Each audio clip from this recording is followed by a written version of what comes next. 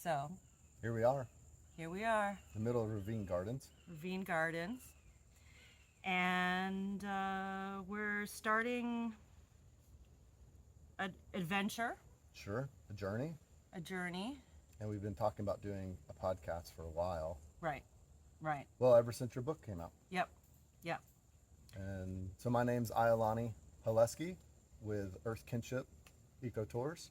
And I'm Becky Magnolia. I am an author. And I just came out with a new book called Joyride. And that's how we met. Yeah, interviewed for that book. We interviewed for that book. I interviewed you for that book, and I'm like, this guy's cool. He's got. I'm like, he's You're got. funny. It would you read it. I was like, No, it's good. I was like, oh my gosh, this guy. Like the things you were saying, I'm like, whoa, this is stuff I think about all the time, but I don't necessarily talk about it. Right. So Right? now we can just talk about it, and maybe somebody else will want to hear it too. Yeah, could be. Doesn't hurt to have some extra publicity out there for Right. eco tours too. And Yeah. that's kind of my passion, is to bring people to nature. And so we decided to come out here at Ravine Gardens, which we're at the bottom of the ravines. Most people actually don't know this, that the ravines, there's a place in Northeast Florida, right on the St. Johns River, where you can walk down 30, 40, maybe even 50 feet into a ravine where there's freshwater spring flowing into the St. Johns River. And that's what we are. We're at the bottom with our feet in the springs, getting our toes nibbled by little minnows. There's little minnows here who are just very excited. I don't know if they've ever met people before. Oh yeah, I'm sure they have. They come right up to you. It's pretty cool. Yeah. So the squirrels were yelling a little bit ago. There was some alarms going off in the trees, so we may hear some of that in a little bit again. But it's gotten quiet now. Okay, so first off, why are we doing a podcast outside? I mean, there's 1,000 podcasts that people do, in studios and stuff, and obviously the sound quality is more controllable, and we're, literally our podcasts right now are our tripods are in the mud. So why here? Yeah, I think it's a good question, is why do a podcast anyway? But, Yeah. We've been toying around with mixing of your book and my company's name, A Joyride of Earth Kinship. And that word kinship comes up a lot, it seems like these days. And there seems to be so much of a disconnection to our nature neighbors and even ourselves. And Yeah.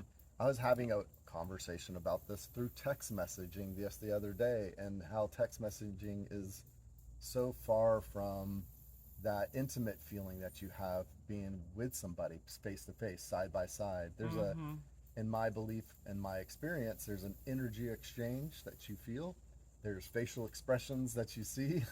There's attitude, that comes out in a conversation that you don't get when you're on the phone. You Yeah. get a little bit of emotion on Yep. the phone, but text messaging is like that's where a lot of confusion and communication happens. Yeah. And communication, I think, is key to being in kinship with somebody. Yeah. What does that word mean to you? Kinship? Well, it's changed a lot since our interview. Kinship to me is that soul connection. I think people on their day-to-day life, I work at a convenience store, I work at the Inlet General Store, and that's actually where we did our interview. People can come in on this surface level and be buying their beer, and there's this surface level. That's not kinship to me. Kinship is where you go into that other space. To me, there's like almost another realm that happens when you're in kin with someone. That's right. And it's could be anybody. That's the thing, is people can come up to me at the counter and buy their beer, and I can just look at them, and there's a shift, and you couldn't measure it, but there's something that changes. You know what I mean? So kinship is like stepping into that deeper place where we're all connected. That's right. Does that make sense? It does. You ever read that book, The Education of Little Tree? No. It's an interesting book. It used to be on the required reading list a long time ago. I hope it's not a banned book, but There's so many freaking books being banned now. Why would you ban I that, don't right? know. But the simple story is about a little boy who loses his mother and father and has to go live with his grandparents in the Appalachian Mountains. And his mother is Cherokee and his father's a white guy, but he's a moonshiner and actually has learned a lot of the Cherokee ways. So together they raise this little boy named Little Tree. Eventually, the state takes him away and puts him in a home for native boys. So there's that whole thing going on. Right. But as he's spending time with his grandmother and grandfather, he starts to hear them say, "I kin you." Yeah. But it's the how he says it and when they say it that changes the definition almost. Okay. And I say almost because there is a definitional change, but it's not if you really look deeper into it. So when he says, when the grandmother Bonnie B was talking, he would say, "I kin you, Bonnie B," meaning I understand you. Oh. And then there's a time where he was leaving or he was doing something and he looks at his wife with the grandmother but his wife with a loving look and is like, "I kin you, Bonnie B. Yeah. I love you, Bonnie B," is what he's saying. Yeah. So love and understanding go hand in hand and are interwoven. Yeah. And so when you kin something, when you are in kinship with something, nature, people, whoever, there's the will or the want to understand and love. Yeah. And on a deeper level, on an unconditional level. Yeah. So it's not like there's conditions where I can only love you if you do these conditions. It's not about that. It's like I actually am trying to see from your point of view. I'm trying to understand you and what's happening in your life experience. I think that is where the heart of earth kinship comes from. So earth kinship, hey, we're all earthlings, right? We can cut an eye bleed the same color you bleed, but we're all also connected to the earth, the rocks, the wind, the birds, the bees, the animals of the forest and the oceans. And I think it's our job, in my opinion, as a human being, to understand my environment and to understand the people and the relationships of the environment. Yeah. So I'll get off my soapbox, but No. it's That's a real important thing that's. to I mean, me. this is why we're hanging out. Is because hearing you say that, I'm like, yeah, that's exact. This is it. And we don't always get that. Like, we don't always get. I don't think so. To me, and we had initially asked on the phone the other day, like, okay, so what's our why? And I feel like you just said your why. Yeah, Is why do the why podcast? are we doing a podcast? And I think this is it. The same for me as why am I alive? Yeah. And it goes right along with that. And for me, what I told you, my why, so you said, this connection with nature and helping us reconnect with nature. To me, I mean, when we talk about nature, we talk about, you're like, oh, okay, you're in nature now. But we're with, you can be anywhere and being, I'm having trouble saying it, but it's like being with each other, being with ourselves in kinship. Yeah. And I know for myself, and maybe being candid about it, is like inside of me and the way I was raised, and probably maybe most of us, is this lack of kinship internally. Sure. Where there's a battle inside. And, I've been on a personal journey to make kinship with those parts of myself that have been in battle. And True. but the thing is, it's not isolated from other people. I can sit home alone and be a hermit and do all of my psychology work and all my shadow work and do all that stuff. And that's useful, but I think we need to step out into the world. That's what my book Joyride really ended up being about. That's right. Is not being just in isolation, but stepping out and connecting, because we're not isolated beings. And there's real people behind these businesses that you connected with. Yes, exactly. And it wasn't just a business story. It wasn't just like that, again, is surface. Like, oh, tell me about your business. Why'd you start your business? Those are a dime a dozen. Right. We can do that forever. I think we were conditioned at an early age, societal conditioning. Yeah. Some people would call it brainwashing, but at an early age. I mean, think about literature and English when you first started learning that in grade school. Yeah. We're taught that all great stories come from 3 places. Yeah. Can you name them? And they used Oh, the, yeah, you've they talked used the about this. pronouns. Yeah. They used the pronouns man because Yeah. man was, back when I grew up in Yeah. English, him, he was actually considered general. Universal. It was universal. Yeah. It was Yeah. male and female. Yeah. It wasn't, so man versus man, Yeah. man versus himself, Yeah. and Yeah. man versus nature. Yeah. All great stories Yeah. come from these 3 Yes. things. Which you Yes. look at the hero's journey and you look at all these things, there's always some kind of Moby Dick. I mean, Yeah. there's always Yeah. these things. Yeah. Moby Dick was a good one because it's actually man versus himself, man versus man, It's- and man versus which nature. makes the best classics. Right, it had all Right. 3 Right. of them. Right. However, you talked about the battle of finding self again. Yeah. And my dad used to say, my dad was a marine biologist of Northeast Florida for IFAS Extension that worked Yeah. in this area, Joe Halusky. But he used to say, when we can make peace as fun as war, we'll be getting somewhere with a society. And I totally agree with him. So you just said, how can I be with myself? Yeah. How can I be with Yeah. the environment Yeah. that I am? And be with the owners of these shops and know who they are, not Yeah. necessarily just eat their great food or go on their big Right. kayak trip, Right. but actually know them. And I think Right. that is Right. a paradigm shift that the pendulum swung so far the opposite direction that's now swinging back a little bit. Yeah. But we're also seeing a fork in the road where some people are like, I can't care because I don't have the time to Yeah. care. And then you have these other people going, that's all we have to do is care. Yeah. And so it's one of these Yeah. really Yeah. interesting moments. Yeah.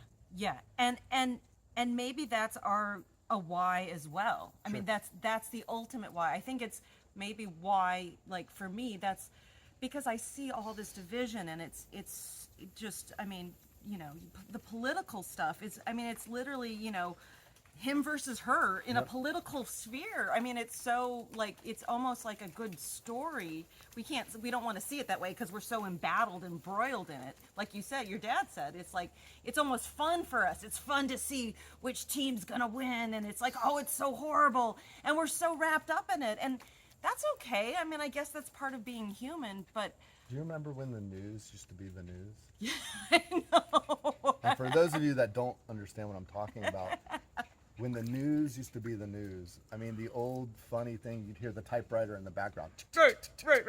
And the guy starts talking. Yeah. And it's literally monotone. There's no inflection in his voice. And it's just the facts of what we know. Yeah. And that was it. Yeah. That was Yeah. the news. Yeah. Now Yeah. they're calling it entertainment. Yeah. And I turned on something yesterday, and the amount of emotion they were trying to pull out of me, it's like, I don't usually watch the news, and this was just I think it was just a news report, but she was, saying all this stuff and then showing videos of Nazi Germany in between her. Oh, jeez. I was like, oh my God, what are we doing? I mean, what are we doing Inflating as a it. species? Yes, because like your dad said, the fun of war, in a very traditional sense, battle is when it's play, 2 puppies wrestling. Yep. That's healthy. Yep. We need healthy, like, tension is healthy. Right. That tension of opposites is super healthy, but that's play. The 2 puppies and the mama might nip, the babies and Right. keep them in line, but she's not bleeding them. Right. She's not guilting them. She's not, traumatizing them or whatever, So it's like, we need to come back to, we're just off balance right now. I think we are. And, there's going to be struggle. It's part of life. There's going to be suffering. That's part of life. We weren't born into this giggling and smiling. We were born into this crying coming through their mothers. Yeah. And so that's part of this. But we can embrace those things and still see the beauty of life and still experience the amazing adventure that can be just in your backyard or walking around. Yeah. I teach a lot of tracking and bird language and things like that. And we call it nature news. Mm-hmm. And it's really fun because, there's so much drama happening out there, even with the birds. I mean, when people really understand and they start watching nature, they start to realize that they're not that much different. Yeah. I mean, Yeah. some of the cardinals will wait till some of the cherry berries get ripe, Uh-huh. and then they'll get fermented, and then they eat the fermented berries. Can you guess what happens? Yeah. You might have a couple drunk cardinals. Yeah. And that literally happens. Yeah. And they wait for these berries to get ripe. So you think they're actually? Oh yeah, for sure. There's no Yeah. doubt about it. Yeah. Because it Yeah. happens time and time again every Yeah. year. Yeah. So why are they waiting for those berries to over ripen and rot a little bit to ferment? So I mean, there's not much difference in humans. You know, there's entertainment and there's, you know, connection with nature in many different levels. Yeah. Not trying to advocate drinking by any means, but you know, I'm just saying that there's tag games out there. There's play that happens, and there's some sorrow, and there's some things. Yeah. Plenty of drama out here to see if you need entertainment. Yeah. You know? But the difference is that we have forgotten to slow down enough. Yeah. Is that, I mean, even when I'm guilty. Yeah, I know. I was too. just going to say, as we're coming down here, and I feel like I'm still chatting away and you're quiet, maybe because you were just waking up, or just because I'm really chatty. And it's like, but it's like, it was like, I'm like, oh, wait. Because when I'm by myself in here, I'm not. Shift. You shift. Yeah. But you have to, it takes, it's the opposite. It's an opposite of work, but it's like you have to let go of something. Right. And I think people are afraid to let go because we've been programmed that if you get quiet, a part of you is going to die. That sounds pretty extreme, but do you know what I'm saying? I can, from a psychological point of view, yeah. Yeah, yeah. Because we've created this ego chattery thing, and it's our social thing. It's what, you know, and it's good, but it's not. And we have to stop and slow down sometimes. I think that internal dialogue needs to be readdressed. Yeah. And if we allow our internal dialogue, if we're stressed out and constantly trying to make that white picket fence and green yard, you know, if we're trying to get to that dream in that way, which I don't subscribe to totally, but then we've disconnected and there's not a way to calm and quiet down. Yeah. So I think a good practice is like what you just did and I did earlier is when you get to a place, especially if there's water, you know, touch it, feel it, tune into it, see the life in it as the little, you know, fish come and nibble your toes, and you know, really connect to your environment, stop, and then that internal dialogue will start to come out. And it could be like the inner child piece that's coming out, which is usually the playful, joyous ones. Yeah. Not all of us have a playful, joyous inner child, though. No. Because there's neglect. Yeah. And if you look at our psyche as multiple different directions, and I'm not talking about split personalities or anything, but we all have an inner elder. We all have an inner child. We all have that worker bee. I mean, the one that's the soldier that's making us get up and march, you know, it's all in us. Yes. And like the hero's journey or Joseph Campbell, the hero of 1,000 faces, like there's a lot of cool stuff about it. And those are tools to me. Those are things that I think we should utilize and we should honor within ourselves. Yeah. And how do you do that if the chatterbox is constant or? Well, and that's the point is that it chatters because we don't want to, like you said, sometimes our inner child has been so neglected or so harmed that, like, well, we cut her off, right. You know, and other parts of ourselves cut her off. The warrior stands in front with the sword and says, you cannot pass. We got stuff to do. Yeah, and of course, I mean, that warrior's there for a good reason because he's protecting us from that wound, and that's all okay. But then it's like so I think that we get so noisy to protect ourselves from the wound because gosh, that wound hurts. But that's where we have to go, I think, sometimes. Well, if you're talking about addressing wounds, I'm not a psychiatrist, but I do believe that going towards. Okay, so there's this ancient story I have to tell you, and I think we talked about this before. I introduced one of my heroes, which is name's Michael Meade. M-E-A-D-E. Oh yeah, you got me on Michael Meade. I'm like, yeah. I knew when we did an interview, I actually mentioned to her, I was like, you need to listen to Michael Meade because he's a guy from Boston. He's an older gentleman now, but he collects stories from thousands and 3,000-4,000 year old stories, which has relevance to us continuous today. Yeah. But there's a story called "Go to the Roar," and it's an African story, and it's the simplest part of this version is there's the old lions and then there's the younger lions, and when they're hunting, often the younger lions will sit in an area when they've watched a prey walk in a certain direction day to day to day and roar. And usually that roar is pretty scary. Yeah. So whatever's walking in that direction turns around and runs the other way. Yeah. Well, the older lions who can't run and do all Yeah. that heavy lifting that the young guys can do are waiting on the other side. So run to the roar is less dangerous instead of running to the opposite direction, because the older ones are waiting to kill you. So they said that's just a quick story is is run to the roar, because the young ones are not expecting the prey to come straight to them, and they actually will run away. Yeah. And you will end up spooking them. Yeah. That's the story, you know, and it's kind of an interesting way of looking at psychological stuff. If you're going through a heavy thing or something, sit in the mud with it for a little bit. Don't run away from it right away. Yeah. And if it's too much, take a break. Right. But come back to it, because it's gonna keep coming back until you're never gonna. It's gonna stay there and stick around. And like I say to people who are doing self work, or anybody, is like, it's okay. Like wherever you're at, if you don't want to go that way, exactly where you need to be. Exactly. And so it's your choice. You can go into it.